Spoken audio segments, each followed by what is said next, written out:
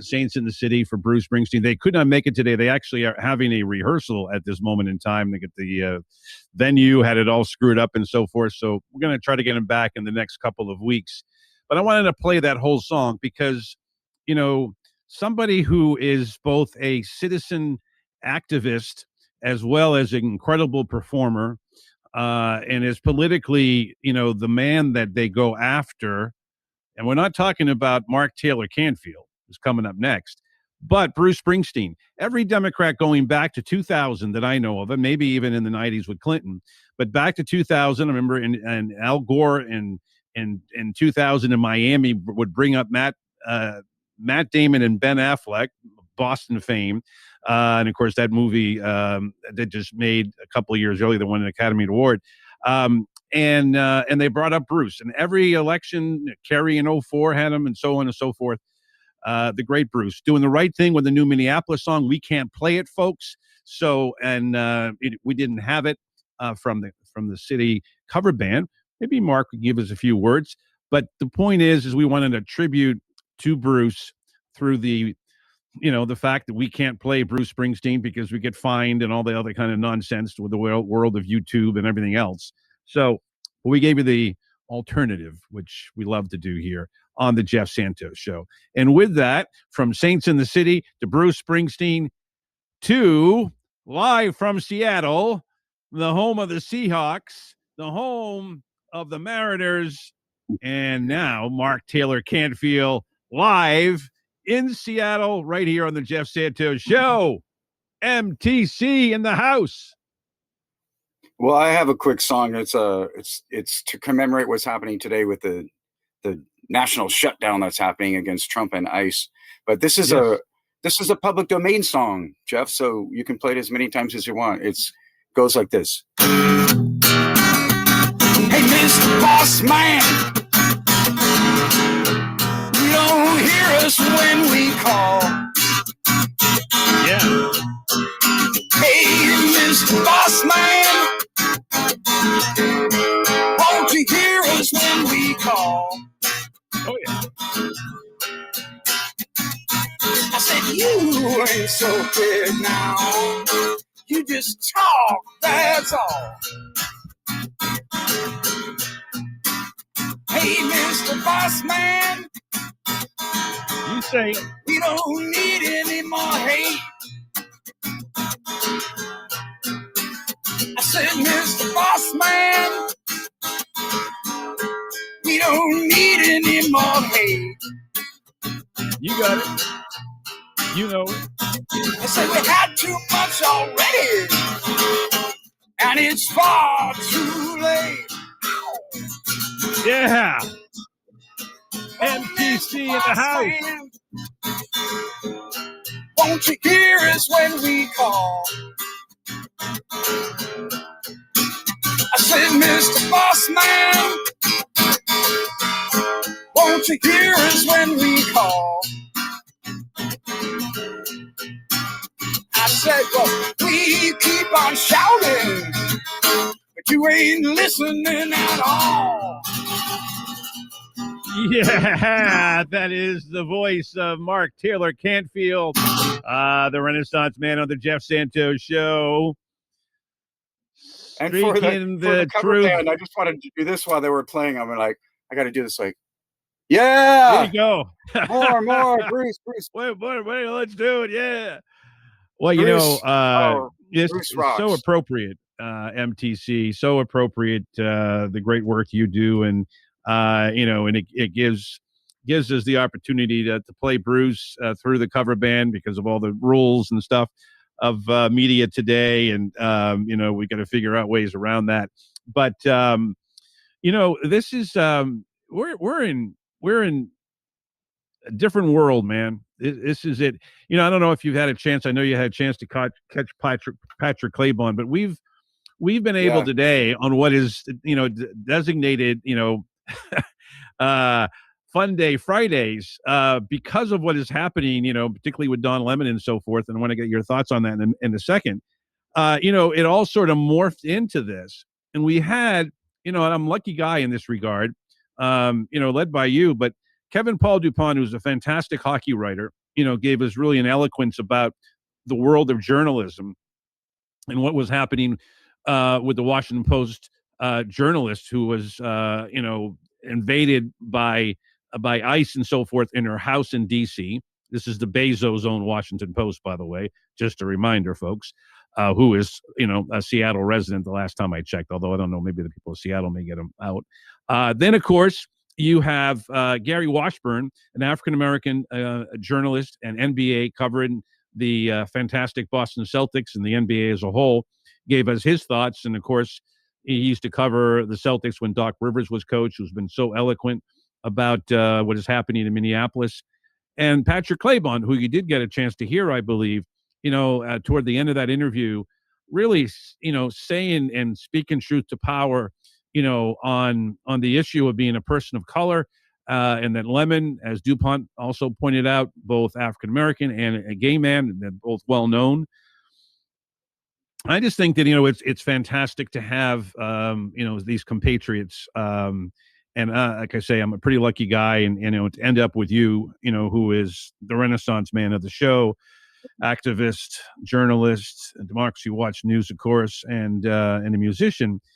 And to me, it all kind of comes together. I mean, even though I wanted to separate it to kind of, reduce the tension and all the anxiety of this past week, I said to you in a text conversation, I'm doing 12 hours of this before we get to Friday, so I needed a little bit of R&R, but it creeps right in there. And I think it was very good radio and video too, to get this perspective from people that are not covering the White House or our great friends John Nichols or Herb Boyd or whatever.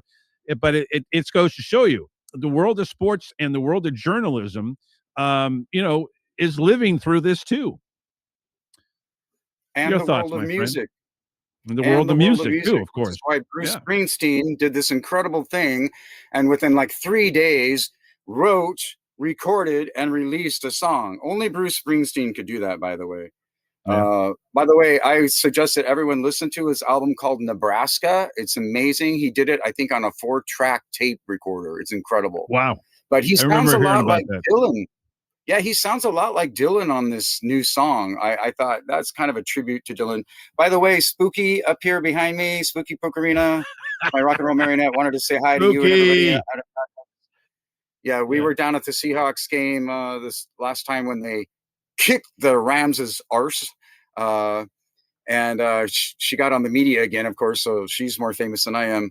But also, that song that I just did, I performed that at the Henry M. Jackson Federal Building, named after our former very powerful senator. I performed that song at the Jackson Federal Building during the protests in solidarity with what was happening in Minneapolis, our sister city. I've often thought of Minneapolis as kind of a sister city to Seattle because we have so much in common. The weather is a little bit more harsh there. Of course, you're experiencing that right now. I can't even imagine what that's like. Seattle, a foot of snow. I'm going to get a little bit more on Sunday.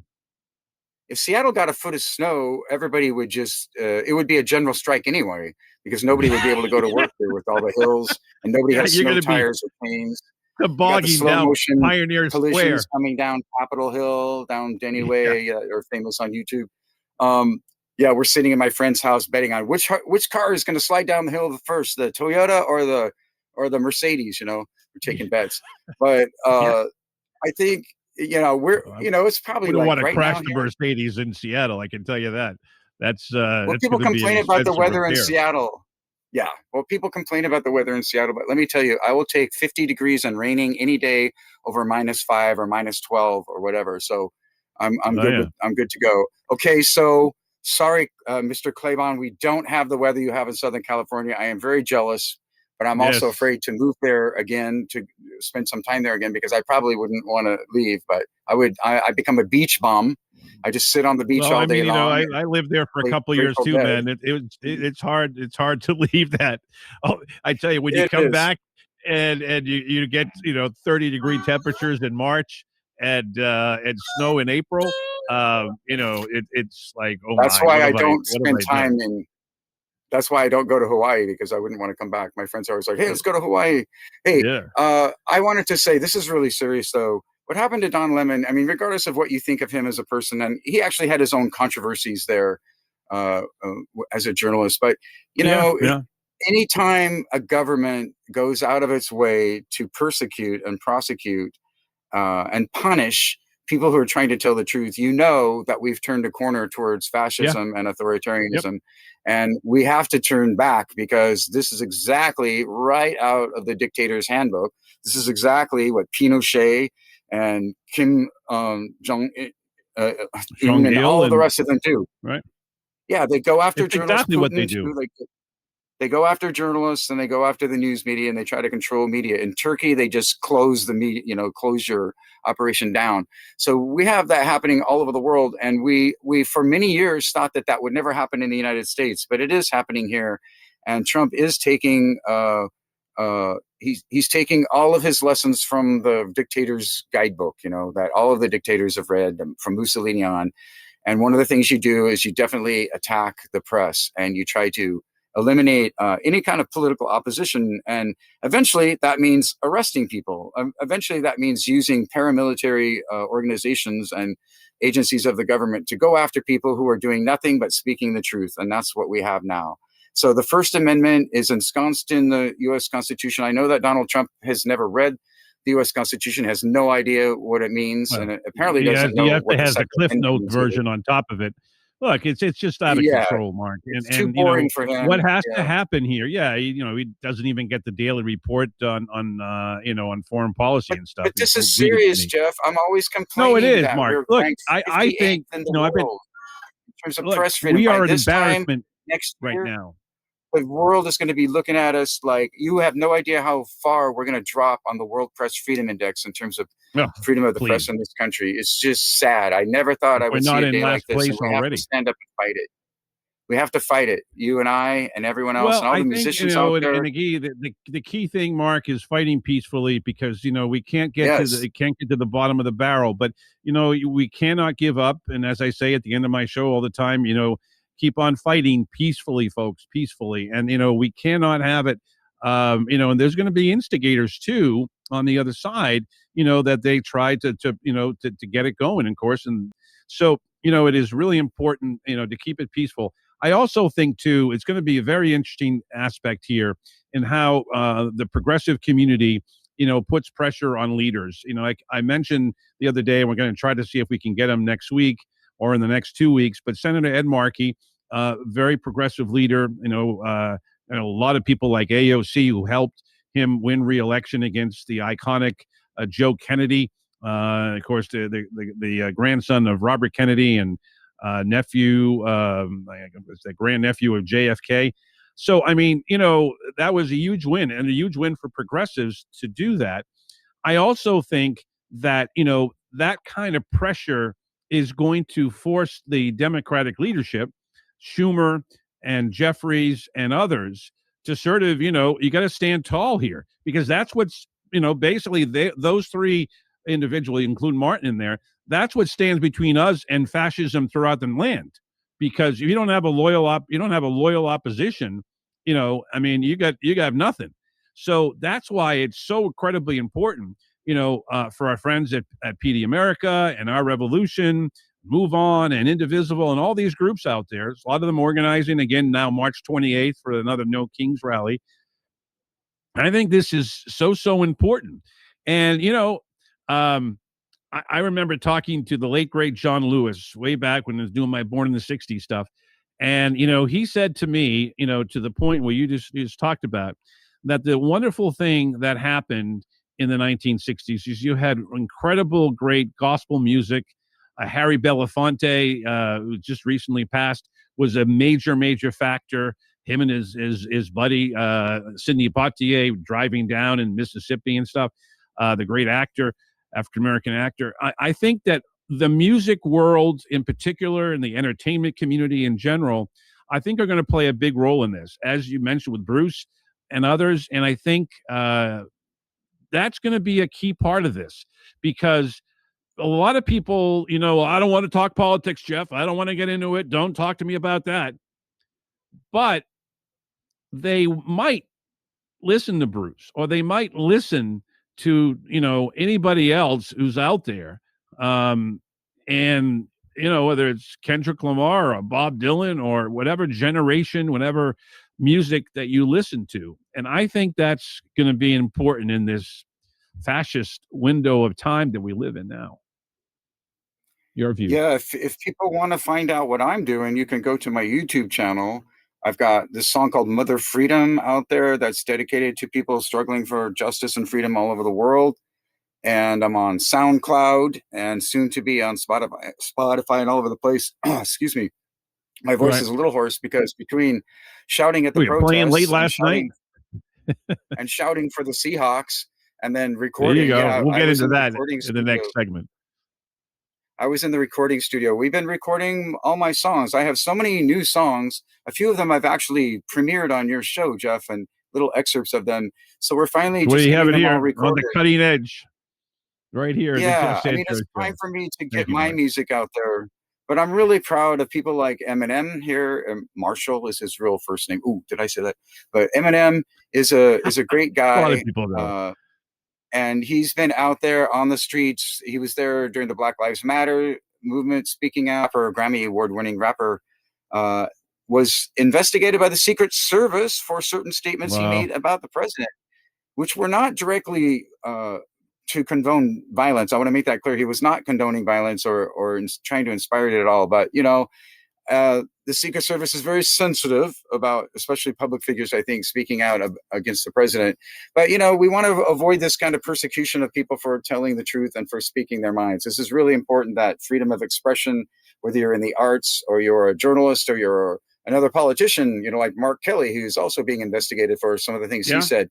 Look, this word investigation, I guess, to Trump is kind of like he can't actually hang people or execute them the way he would like and the way he's talked about doing. So he just has to investigate everyone. So if it's the FCC, he'll use that. If you're in journalism or you're in the media, he'll use the FBI, he'll use, Department of Homeland Security and ICE or whoever he can use to investigate people and to try to put this chilling effect out there. But it's not working, Mr. Bossman. I have to tell you, it's not working. Another Mr. Bossman, by the way, Jeff Bezos, I heard, is moving away from Seattle. It's probably too progressive for him. But the reason that he's been here and the reason that Bill Gates still lives here is Seattle has no state income tax. So for a billionaire, this is a tax haven. And until we change that, and until some Democrats get the kahunas to actually propose a state income tax, we're always going to be struggling to pay for our schools and pay for infrastructure and things in this city and in the state. You might think you're New Hampshire or something. Oh, my God, taxes. Jeff Bezos is currently getting all sorts of really passionate letters from employees of the Washington because they want to cut more staff. And that's another way that press freedom has really suffered in this country. Long before Trump came along, the corporate media was cutting all funding for investigative journalism, cutting staff, cutting staff. And so newspapers going out of business and being bought up, corporate media ownership consolidation, the subject that I testified before the FCC about, that's been happening. So long before Trump came along, we already had these hits in press freedom, and it made people like, you and me and others, it made it more difficult for us to get our message out. So now we have a full-on dictator who wants to shut people up. We got to take a brief time out there, Mark. Hold that thought, my friend, and we'll be right back with MTC to the top of the hour.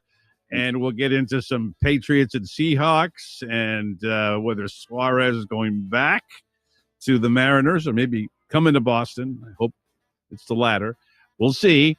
And we'll come back. Your phone calls, 833-545-5333. It's the Jeff Santos Show. It's Fun Fridays, with a little bit of a twist, a lemon twist. Ugh. Right back after this timeout. Of course, we're going to continue to talk to the nation's leaders. As we said, we talked to Jonathan Jackson, the fantastic Chicago rep, son of Jesse Jackson, of course. And yesterday, and we're looking to talk to Senator Markey, Senator Warren over the next week or two as well.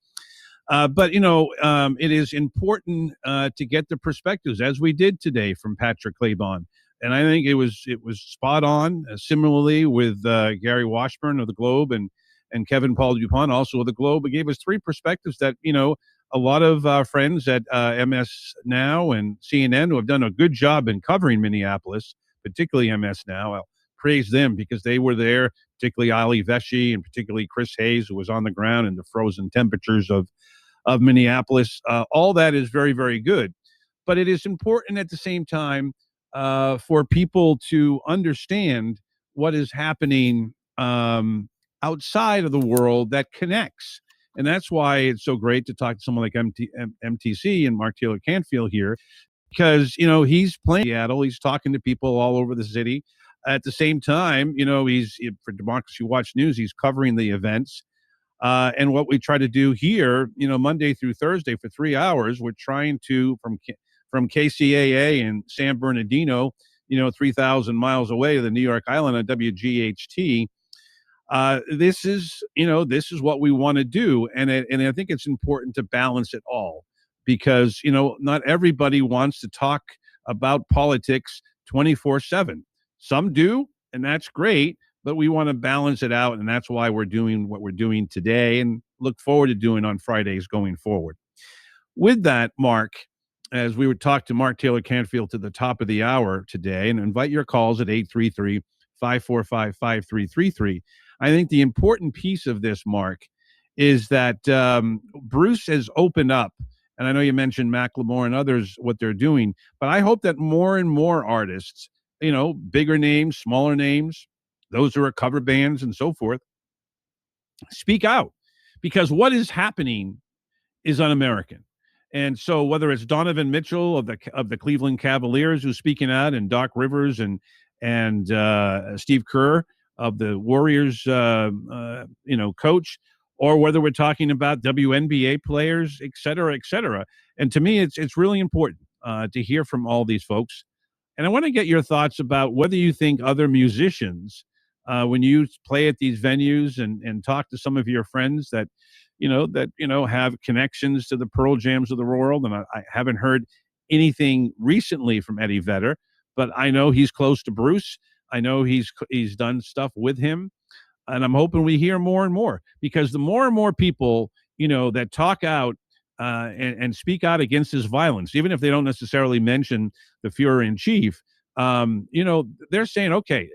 And all of a sudden, as we saw what happened on Saturday and Sunday in the protest after, the death of Alex Arpreti, that there is, a lot of people who say, no, not while I'm around, not on my watch. We're going to peacefully demonstrate. And I think that's what's happening. Yeah, well, anybody who's followed what I do knows that I'm not against protesting, although I've been pepper sprayed and shot with pepper balls and rubber bullets more often as a journalist. But I've also been arrested. I was arrested on stage at Benaroya Hall in Seattle during my own performance at the Seattle Symphony Hall. I hadn't even performed yet, but the people who organized the event that day decided that they weren't going to let me perform, even though the organization I was with and at least all the composers that I was performing with that day wanted me on stage, and I was on the program, and people were there to see me perform. My family and friends were there.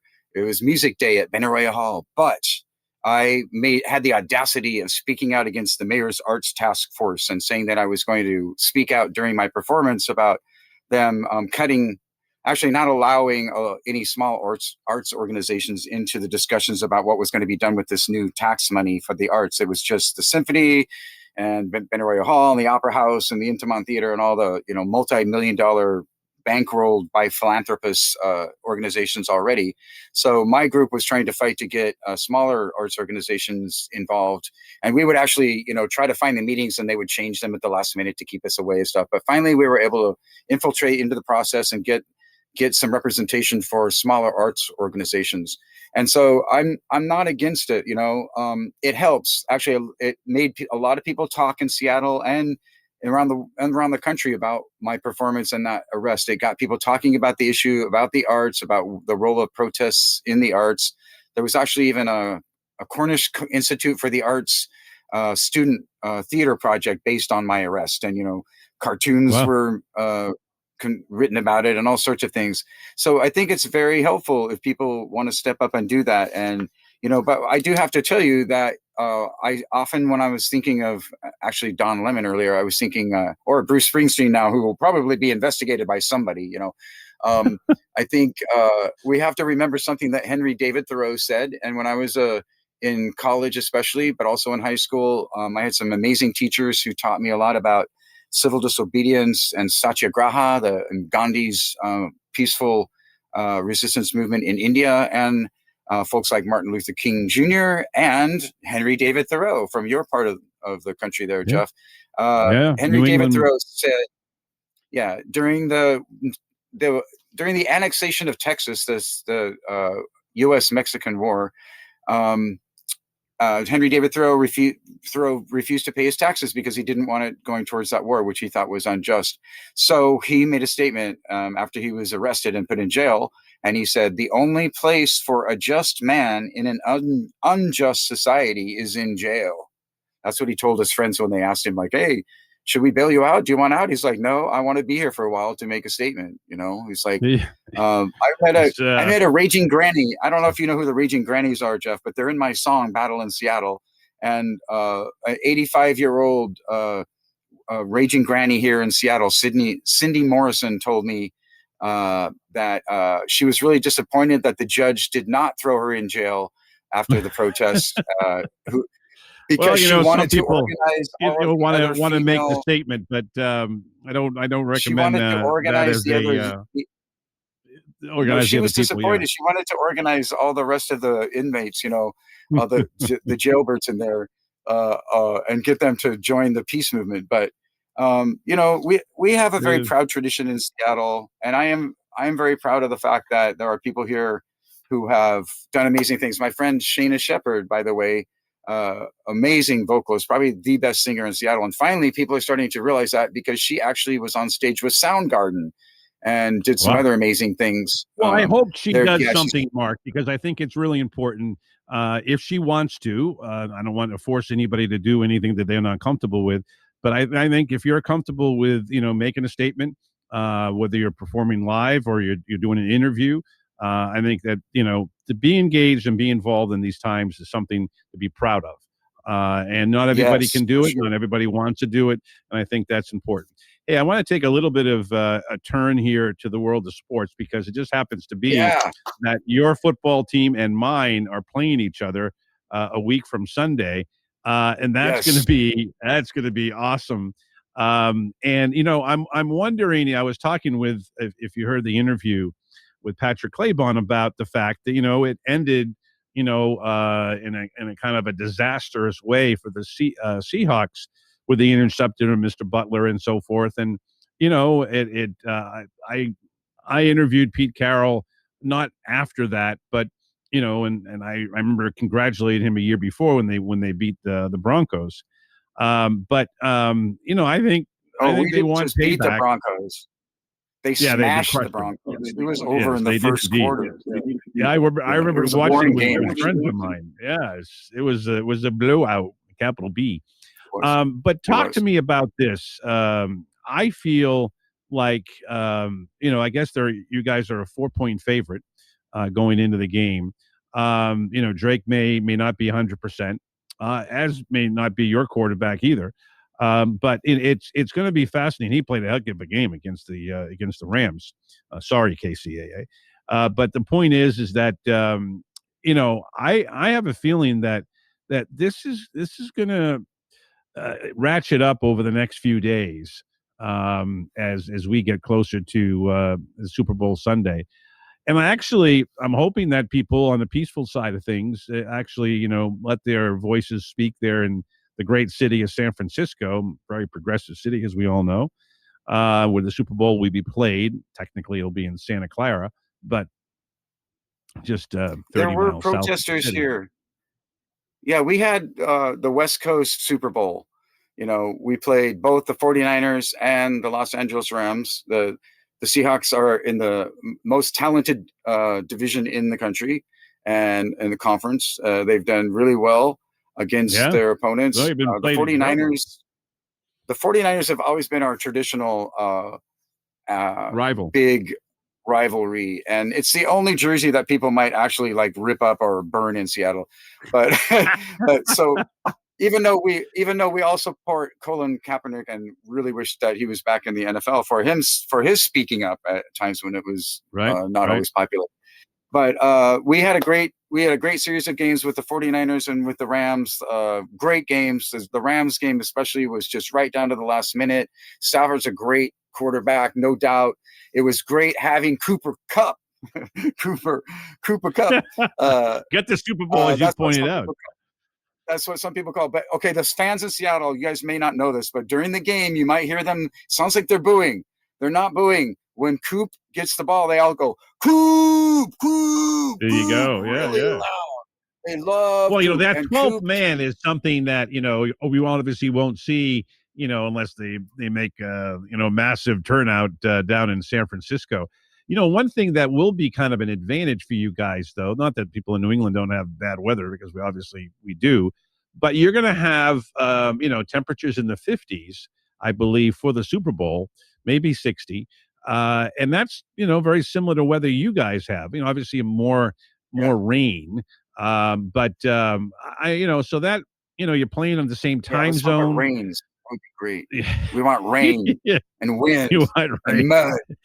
Yeah, we want it to be a nasty game, like nasty. Well, weather. The interesting thing is that both the Patriots and the Seahawks, I believe, play on a natural turf, even though it's outdoors. Although there is the what do you want to call them? The convertible roof there that you guys have. Retractable roof, yes. Retractable roof, yes. Yes. And the one thing that is, yeah, you have to, of course.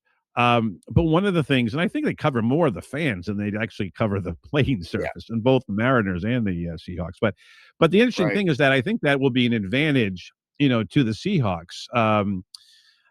Same time zones and the weather climate similar and so forth. And the Patriots are going 3,000 miles away. So we'll see. I don't know if any of those things matter in the end, but. No, I mean, New England, give me a break. Who wants to play there? I mean, you talk about a team that's used to extreme climate. Oh, so we're going to play in 12-degree weather, and then we're going to go to California and play. I mean, I think what keeps coming to my mind throughout this whole thing is the whole thing. And by the way, we love Coop. It's great having a former Ram on the team help beat the Rams, a former MVP, Super Bowl MVP. Remember, he was with the Rams when they won the Super Bowl. Only so don't 5 years forget about ago. Coop because he got ignored earlier because of Smith Njigma, who's the best wide receiver in the league. But you know what? When they double team him like they did, and they cover him like they did with the San Francisco game, we can't even use him. So guess who gets the ball? It's Coop, and everybody loves Coop here. But I keep going back to Tom Brady. Two names, Tom Brady and Richard Sherman, because that confrontation in that big network game that night where apparently, this is the story I heard, from Sherman, is that Brady said something to Sherman who was bad-mouthing him, which he always did, of course. He's actually a really nice guy off the field and during his commentating, for Thursday Night Football. He's a super polite guy. It's amazing. But on the field, he was Mr. Nasty, right? So he was talking, use whatever word you want there, to the quarterback. And Tom Brady says, well, I'll meet you after the game after we win. Well, guess what? The Seahawks won. And so Sherm was walking around the field after the game looking for Tom Brady, asking the media, have you guys seen Tom? And he told me after the game. I mean, I know we won and he didn't, but still. And then finally apparently saw Tom headed towards the locker room or something. And Tommy didn't want to talk to him. And Sherman said that famous line that got repeated over to go, oh, Tom Brady is the GOAT. I mean, Tom Brady is the greatest of all time. And no doubt. He's been my favorite quarterback. I got the jersey, we'll bring it out next Friday. Wins. Okay, people can talk about Bart Starr and Johnny Unitas and our Terry Bradshaw and Joe Montana. Now that's a close one. And that was Brady's hero. I love Terry. Yeah, no, there have been some great Joe Montana. There have been some incredible quarterbacks in the NFL, but you know what? none of them match what Tom Brady was able to do. 2 minutes left in the 7 Super game, Bowl they're a wins. touchdown behind. No problem, Tom. We got it.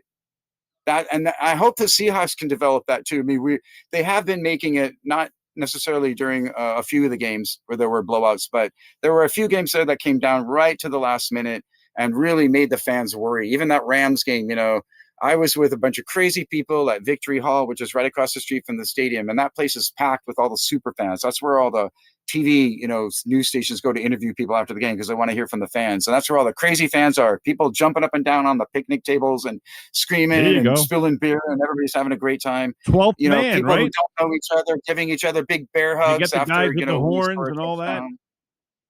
It's great. Yeah. I even brought Punky Spookarina, the marionette behind me back there, and she hung out with people. But it's a great atmosphere. But the Seahawks, they have to make it entertaining, and they're a great defense. But here we go. The reason that they are the NFC champions is because not only do they have a good offense, obviously Sam Darnold has turned out to be. Oh, thank you, Vikings. Thank you very much, Minnesota Vikings, for getting rid of your quarterback. We really appreciate that. But I think that they have such a good defense that even if the offense were to have an off day, the defense is there to save the game. It's insane. That's a championship team. Well, these have two very good defenses. We got the champion Philadelphia Eagle Williams from last year.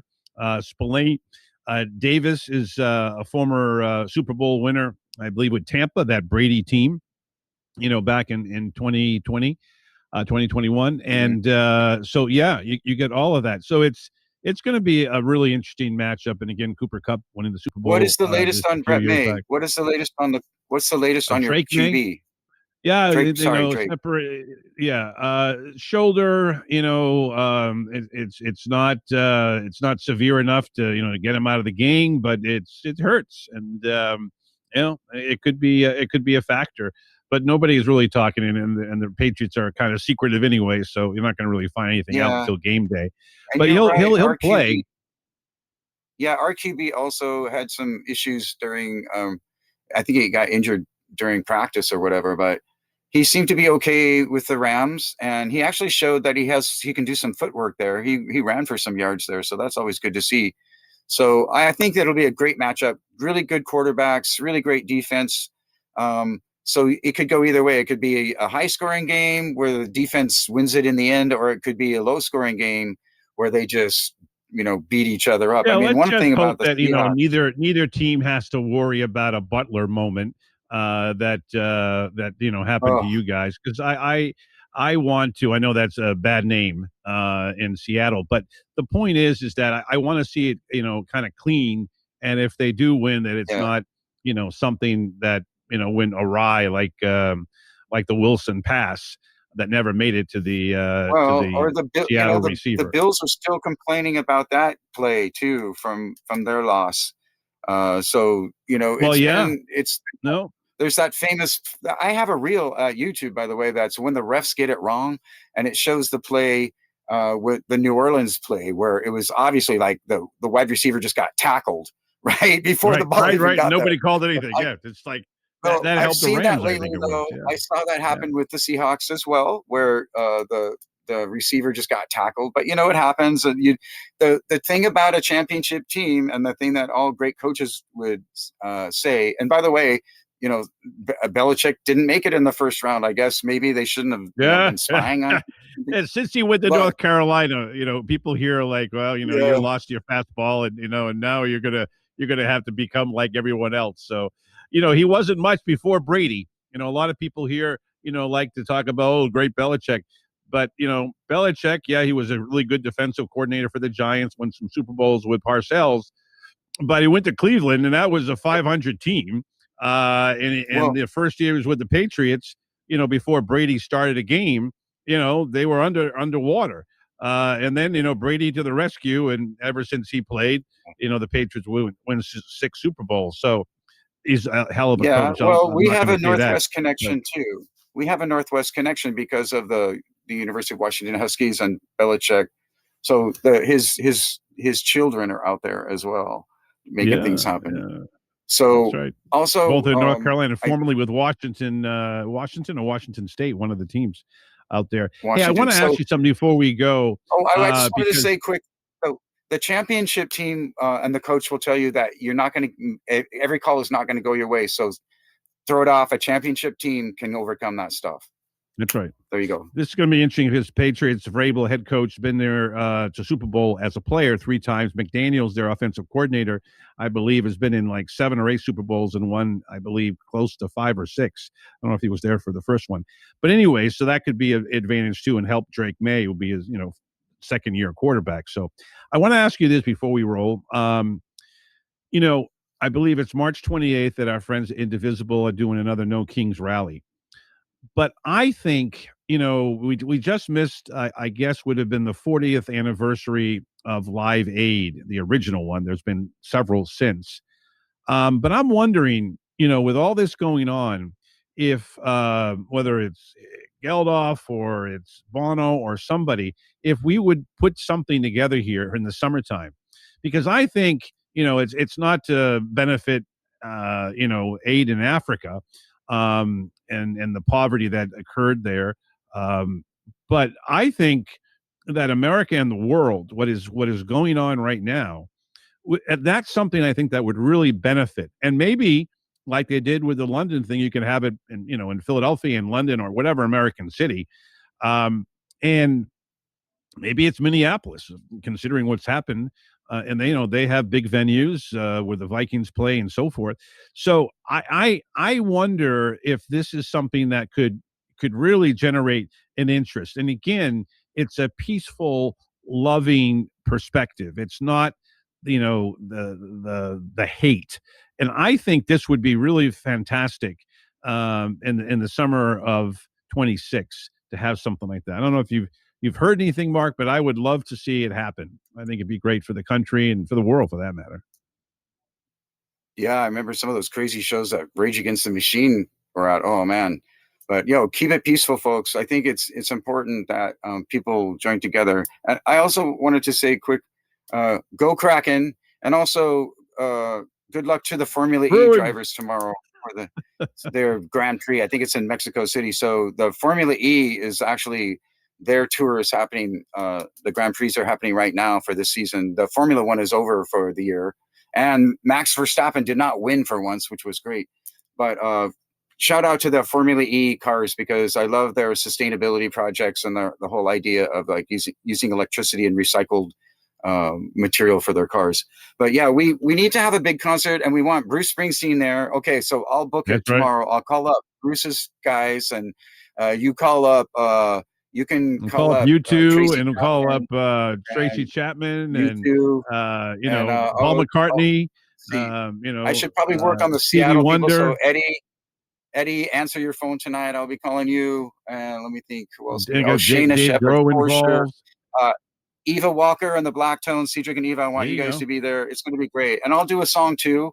I'll do my song about the battle in Seattle, just to inspire people to get out there and breathe the tear gas and take it, because that's democracy is not easy and it's not cheap. You gotta get out there and get in it, folks. It's not. Let's have less tear gas. It's not a spectator sport, right?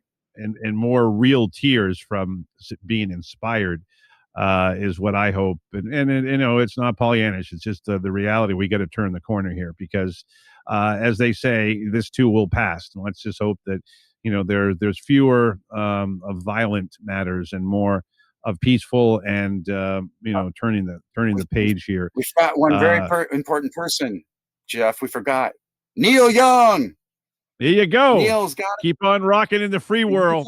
I love him, man. Okay, you call him. There's no way around it. And Bernie should introduce him. Bernie Sanders too. MTC, thank you, my friend. You are always the best, and it's great to spend an hour with you. And look forward to. Was it an hour? Wow. Yeah, it was a whole hour. Doesn't seem like it. Yeah, well, it's the radio time, man. Hey, have yourself a good one. Enjoy your weekend. Keep on rocking in the free world, Neil and company. So appreciate you. We'll talk next week. Okay, Jeff. You take care. Man. Have a great weekend. Love you guys listening out there. You are smart listening to this show. He knows what he's talking about. Keep tuning in. Thank you, MTC. MTC in the house. It's the Jeff Santos Show. I want to thank Jalen. I want to thank our great A-team, Rocky and Company. And, of course, thank you for listening, folks. Keep on fighting peacefully. Keyword peacefully. Have yourself a great weekend. Enjoy it. And right now, I want to tell you, my name is Jeff Santos, and I got to go.